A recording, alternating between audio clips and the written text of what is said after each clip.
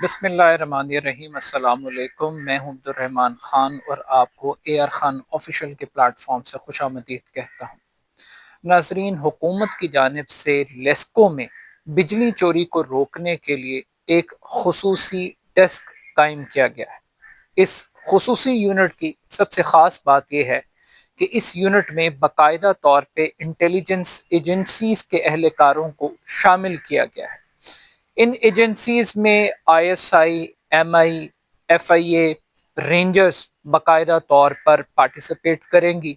اور دلچسپ بات یہ ہے کہ اب پاکستان کے خفیہ ادارے نہ صرف بجلی چوروں کے خلاف کریک ڈاؤن کریں گے بلکہ لیسکو حکام کو ریکوریاں بھی کر کے دیں گے۔ تقریباً 7.5 ارب روپے کی ریکوری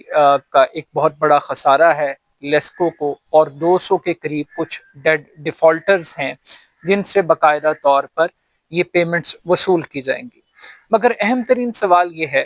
کہ کیا خفیہ اداروں کو ریاست کے سول اداروں میں استعمال کرنے کی روایت درست ہے؟ کیا یہ پروڈکٹیو ایکٹیویٹی ہے؟ اور سب سے بڑھ کر کہ اگر ریاستی ادارے سول اداروں کا کام کریں گے، انٹیلیجنس آپریٹر سول اداروں کی مدد کے لیے استعمال ہوگا، تو بڑا اہم سوال یہ ہے کہ آخر انٹیلیجنس اداروں کا کام کون کرے گا؟ اور سب سے بڑھ کر یہ ہائیبرڈ سسٹم پاکستان کے لیے کتنا خطرناک ثابت ہو سکتا ہے؟ ان 3 بنیادی نکات پر آج کی اس ویڈیو میں ہم بات کریں گے۔ اب جناب، بات یہ ہے کہ پاکستان کے اندر فوج کو ریاست کے سول معاملات میں استعمال کرنے کی روایت کوئی پرانی روایت نہیں ہے، کوئی نئی روایت نہیں ہے۔ ایک بہت پرانا ایک پیٹرن پاکستان کے اندر ہمیں دکھائی دیتا ہے، اور جب بھی کوئی مشکل وقت آتا ہے تو پھر قانون باقاعدہ طور پر اس چیز کی اجازت دیتا ہے کہ آپ فوج کو مدد کے لیے طلب کر سکتے ہیں۔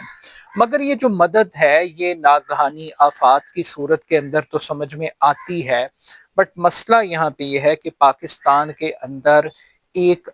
ان اناؤنسڈ مارشل لا ہے۔ عمران خان صاحب کے دور میں ایک ہائیبرڈ رجیم کی بات کی جاتی تھی، اب شہباز شریف صاحب کا دور حکومت آیا ہے۔ اگرچہ بظاہر ان حکومتوں کا چہرہ تو سول حکمرانوں والا ہے، مگر practically authority, power, decision making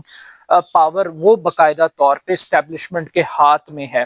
اب پاکستان کی فوج کا بھی ایک المیہ ہے، یہاں پر ایک نیا سبق، ایک نیا قاعدہ اور قانون باقاعدہ طور پر ہمیں پڑھایا جا رہا ہے کہ اس ملک کی خارجہ پالیسی فوج چلائے گی، اس ملک کی دفاعی پالیسی فوج چلائے گی، اس ملک کی معاشی پالیسی فوج چلائے گی۔ یہاں پر ایس آئی ایف سی کا ادارہ قائم کیا گیا ہے باقاعدہ طور پر۔ اب فوج کا کام زراعت کو ٹھیک کرنا بھی ہے ایس آئی ایف سی کے مینڈیٹ کے تحت، لیکن اس سے بڑھ کر اہم سوال یہ ہے کہ جب بھی پاکستان کے اندر کوئی بڑا جرنیل ریٹائر ہوتا ہے تو ہمیں یہ خبر سننے کو ملتی ہے کہ فلاں ڈپارٹمنٹ کا سربراہ ایک سابق جنرل کو لگا دیا گیا ہے۔ اب وہ جو جنرل صاحب ہیں ان کا میرٹ کیا ہے، کس بنیاد پہ ان کو لگایا جا رہا ہے؟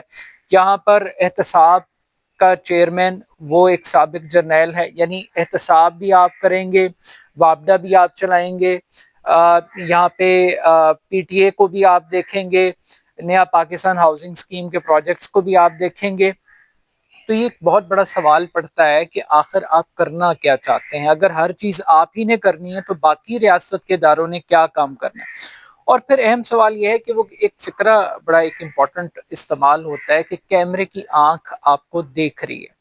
اب جو کیمرے کی آنکھ ہے پاکستان کے اندر کہ جو سول اداروں کی ایویلویشن کرے گی، مانیٹرنگ کرے گی، میکنزم کو دیکھے گی، آخر ان لوگوں کی اس آنکھ کی ایویلویشن کون کرے گا؟ جو سب کی ایویلویشن کر رہے ہیں ان کی ایویلویشن کون کرے گا؟ اب پریکٹیکل بات یہ ہے کہ وہ ادارہ جو اپنی ذمہ داری کو ٹھیک طریقے سے پرفارم نہیں کر پا رہا، اس میں کوئی شک نہیں ہے کہ پاکستان کی فوج بہت زیادہ قربانیاں دے رہی ہے۔ دہشت گردی کا فنومنا کوئی نیا فنومنا نہیں ہے، ایک بہت بڑی جنگ ہے جو پاکستانی فوج نے لڑی بھی ہے، جیتی بھی ہے، اور یہ جنگ ابھی جاری ہے۔ مگر سوال یہ پیدا ہوتا ہے کہ کیا یہ جو حساس ادارے ہیں، یہ اپنا کام ٹھیک طریقے سے کر رہے ہیں؟ آج کرم کے حالات آپ دیکھ لیجئے، بلوچستان کی صورتحال آپ دیکھ لیں، KPK کے اندر آگ لگی ہوئی ہے، اور سب سے بڑھ کر اس ملک میں لا اینڈ آرڈر ایک بہت بڑا کرائسس ہے۔ کرائسس اس طریقے سے ہے کہ آپ یہ دیکھیے کہ یہاں پہ چھوٹو گینگ کو یہ قابو نہیں کر سکتے، کچے کے ڈاکو یہ ہینڈل نہیں کر سکتے، تو جہاں پر انٹیلیجنس ایجنسیز کو استعمال کرنا چاہیے ان جگہوں کے اوپر ان انٹیلیجنس ایجنسیز کو استعمال نہیں کیا جا رہا، اور جن کاموں کی نہ تو اس مقصد کے لیے یہ ISI بنائی گئی تھی، MI بنائی گئی تھی کہ وہ بجلی کے بلوں کی ریکوری کریں گے،